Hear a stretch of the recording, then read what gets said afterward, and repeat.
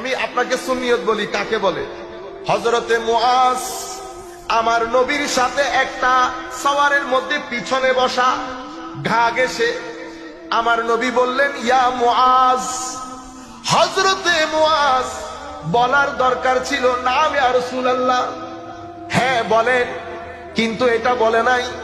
জবাব দেওয়ার সিস্টেম দেখেন, লব্বাইকা ওয়া সাদাইকা ইয়া রাসূলুল্লাহ। হুজুর, মুআজ আপনার কদমে উপস্থিত। এই তাজিমকে সুন্নিয়ত বলে। এই তাজিমকে কি বলে? সুন্নিয়ত। হযরতে ফারুক আজম আমার নবী ইমোশনাল হয়ে গেছেন।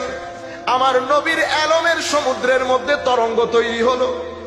আমার নবী মসজিদে নববীর মধ্যে ডেকে ডেকে বললেন সালুনি আম্মা শিতুম, যা মন চাই আমাকে জিজ্ঞেস করো।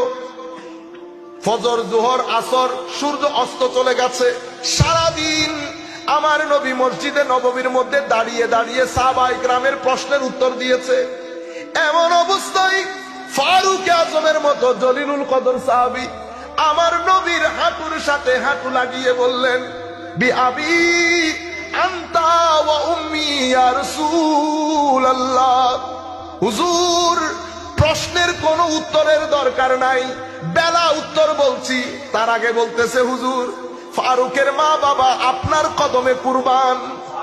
ফারুকের মা বাবা আপনার কদমে কুরবান। এটাকে সুন্নিয়ত বলে। এটা এই আদবের নাম, এই তাজিমের নাম। আমরা এটাই করি আর কি। আমার নবীর সাথে যখন কথা বলি, অ্যাড্রেস করি, মহব্বত নিয়ে করি। এটা কার কাছ থেকে শিখছি? সাহাবায়ে কেরামের কাছ থেকে। বিদায় হজ্জের দিন সাহাবায়ে কেরাম জানতেন না এটা মক্কা শরীফ, এটা আরাফা।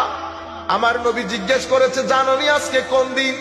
লক্ষাধিক সাহাবায়ে কেরাম, জলিলুল কদর সাহাবায়ে কেরাম বসা, আশারায়ে মুবাশশারা বসা, খোলাফায়ে রাসূলরা বসা, আবু বকর সিদ্দিক, ফারুক আজম, উসমানে গনি, হযরত আলী কাররামাল্লাহু ওয়াজহাহুল করিম বসা। সব সাহাবীর জবাব আল্লাহু ওয়া রাসূলুহু আলামু। হুজুর, আল্লাহ এবং আল্লাহর রাসূল জানেন।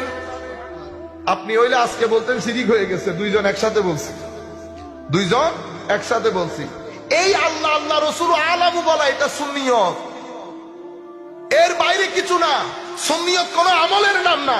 আপনারা আমরা ধোঁকা মারি, কো সুন্নি সুন্নি বলে, কো সুন্নাত পালন করে না, বলে না।